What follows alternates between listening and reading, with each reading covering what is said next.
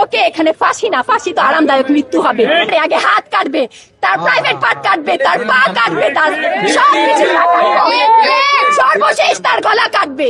শরীর ওই মাসুম বাচ্চা কেমন যন্ত্রণা পেয়েছে, ওর ছুরি দিয়ে ওর গলাটা কেটেছে। তার কষ্টটা, তার চোখ, আপনি ভেবে দেখেন কতটা যন্ত্রণা তার হয়েছে, তার চোখ বন্ধ হয়নি। ওর যখন মুখ চেপে ধরেছে, ওর কেমন যন্ত্রণা হয়েছে। আপনাকে চেপে ধরি, আপনি আমার চেপে ধরেন, ফিল করেন তো। কিন্তু আমি পুরুষ, আমার ওই বাচ্চার লাশ দেখে আমি কান্না আটকাতে পারিনি। স্যারের কাছে যখন গেছি, উনি কান্না করে দিয়েছে, আমার নিজের চোখে দেখা। আমাকে কাঁদতে দেখে উনি বলছে আপনি মহিলা, দ্রুত কাঁদবেন। কিন্তু আমি পুরুষ, আমার ওই বাচ্চার লাশ দেখে আমি কান্না আটকাতে পারিনি। আমি ফোন ভিতরে ভিতরে ঠিক করেছি যে যত তাড়াতাড়ি ধরবো। আপা আমি ধরেছি, আমি আপনাকে আমার আইনের প্রসেস ছাড়া বাইরে কাজ করতে পারবো না। তো আমি রিকোয়েস্ট করব, যারা আইনে আছে তারা দ্রুত ব্যবস্থা করুক। একটা এক্সাম্পল এমন দিয়ে দিক যেন সবার জনমনে এরকম খারাপ মানুষের মনে আতঙ্ক চলে আসে। আমি মনে করি এখানে একটা স্পট তৈরি করা হোক, ঠিক আছে? ওকে এখানে ফাঁসি না, ফাঁসি তো আরামদায়ক মৃত্যু হবে। ওর শরীরে, ও জীবিত, ওর যখন মুখ চেপে ধরেছে, ওর কেমন যন্ত্রণা হয়েছে। আপনাকে চেপে ধরি, আপনি আমার চেপে ধরেন, ফিল করেন তো, কিছুক্ষণের জন্য ফিল করেন। তারপর ছুরি দিয়ে ওর গলাটা কেটেছে। একটা নেল কাটতে গেলে, একটু বেশি কেটে গেলে কেমন যন্ত্রণা পায়। ওই শরীর, ওই মাসুম বাচ্চা কেমন যন্ত্রণা পেয়েছে। ওর গলা, তার আগে হাত কেটেছে। আপনি একটু ফিল করেন আমাদের সন্তান কিংবা আমাদের শরীরের উপর একটু ছুরি নিয়ে একটা স্কেচ দিয়ে দেখেন না কেমন লাগে।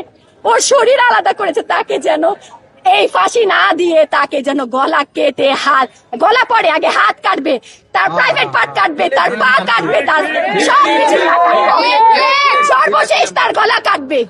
কিন্তু আগে তার শারীরিক যন্ত্রণা দিক, বুঝুক যে কাউকে যন্ত্রণা দেওয়া কেমন হয়, সে ফিল করুক আমার রামিসা কেমন কষ্ট ভোগ করেছে, কেমন কষ্ট সে পেয়েছে, তাকে সেরকম কষ্ট। এখানে একটা স্পট, আমাদের দাবি একটা জনসম্মুখে একটা বিচার করুক। একটা এক্সাম্পল দিক সরকার, যে হ্যাঁ সরকার পারে, একটা করুক। এইখানে ওর বাসার সামনে ওর মা যেন চোখ দিয়ে দেখে, ওর মা যেন দেখে, ওর এলাকাবাসী যেন দেখে, আর বাকি শরীরের জনমনে যেন আতঙ্ক আসে, এই কাজ যেন না হয়।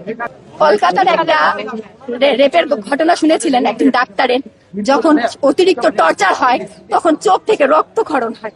ওই মেয়েটার সাথে তাহলে কতটা নির্যাতন হয়েছে, কারণ সে তো অজ্ঞান ছিল না, অসুস্থ ছিল না যে দমটা বের হয়ে গেল। তার কষ্টটা, তার চোখ, আপনি ভেবে দেখেন কতটা যন্ত্রণা তার হয়েছে, তার চোখ বন্ধ হয়নি, তার চোখ দিয়ে তার রুটা বের হয়েছে। আল্লাহ তাকে জান্নাতবাসী করুক, তার মাকে ধৈর্য ধারণ করার ক্ষমতা দিক। কিন্তু এই কষ্টটা একবার বাসায় শরীরে স্কেচ দিয়ে আপনারা ফিল করার চেষ্টা করবেন যে কতটা যন্ত্রণা সে সহ্য করেছে। এই জন্য তো আমরা আতঙ্কিত, শঙ্কিত আইন ব্যবস্থা নিয়ে। আইনের প্রতি আমি কিভাবে শ্রদ্ধাশীল হব, কিভাবে আমি শ্রদ্ধা দেখাবো? ওরা দেখাক, একটা এক্সাম্পল তৈরি করুন।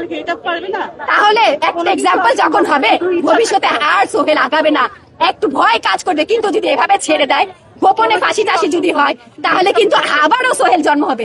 আজকে এক সপ্তাহ পর পর একটা ঘটনা, কাল কিছুদিন পরে দেখবেন ডেইলি এরকম ঘটনা ঘটবে, গলি গলিতে এইসব ঘটনা ঘটবে।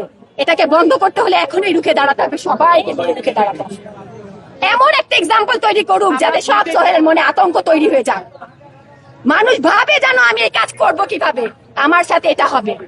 আমি ব্যাস এটাই রিকোয়েস্ট করবো, একটা এক্সাম্পল যেন সরকার তৈরি করে দিয়ে যায়।